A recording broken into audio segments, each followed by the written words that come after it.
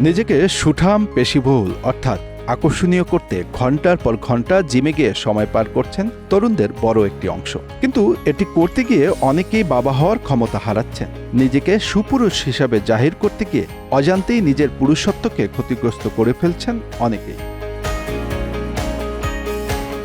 এমনটি অবশ্য সবার ক্ষেত্রে ঘটে না, তবে বড় একটি অংশের ক্ষেত্রে এমনটি দেখা যাচ্ছে। এ বিষয় নিয়ে গবেষণা করে দুই বিজ্ঞানী এমন কথা বলেছেন। তারা হলেন যুক্তরাষ্ট্রের ব্রাউন বিশ্ববিদ্যালয়ের অধ্যাপক ডক্টর জেমস সোমাস ও প্রফেসর প্যাসি। গবেষকরা জানিয়েছেন, পুরুষদের আকর্ষণীয়তা সাধারণত তাদের শরীরে উচ্চ টেস্টোস্টেরনের কারণে হয়। এটি এক ধরনের হরমোন যা পুরুষের শারীরিক গঠন এবং যৌন আকর্ষণীয়তা বাড়ায়। কিন্তু এখানেই শেষ নয়, এটি সন্তান জন্ম দেওয়ার ক্ষমতার সাথে সম্পর্কিত কিছু অদ্ভুত প্রভাব ফেলতে পারে।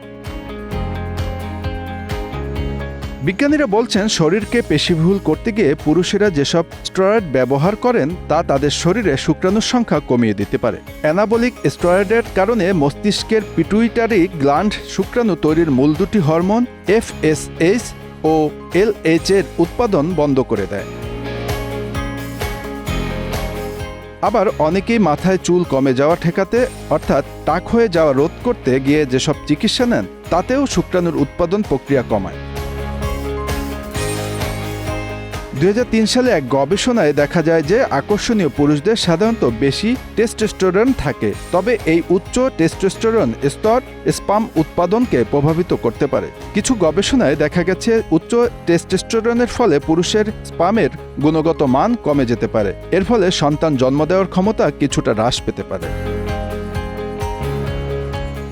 1997 সালের আরেক গবেষণায় দাবি করা হয়েছে, মুখের আকর্ষণীয়তা এবং স্পামের গুণমানের মধ্যে একটি সম্পর্ক রয়েছে। তাদের মতে, মুখের আকর্ষণীয়তা বেশি হলে স্পামের গুণগত মান কিছুটা কমে যেতে পারে।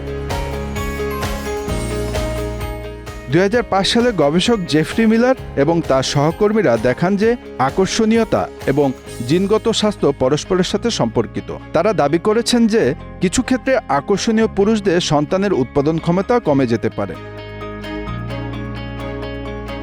এদিকে উত্তর আমেরিকা, ইউরোপ, অস্ট্রেলিয়া এবং নিউজিল্যান্ডের পুরুষদের উপর করা এক গবেষণায় দাবি করা হয়েছে, দেশগুলোর পুরুষদের শরীরে শুক্রাণুর সংখ্যা বা স্পাম রেট কমে যাচ্ছে।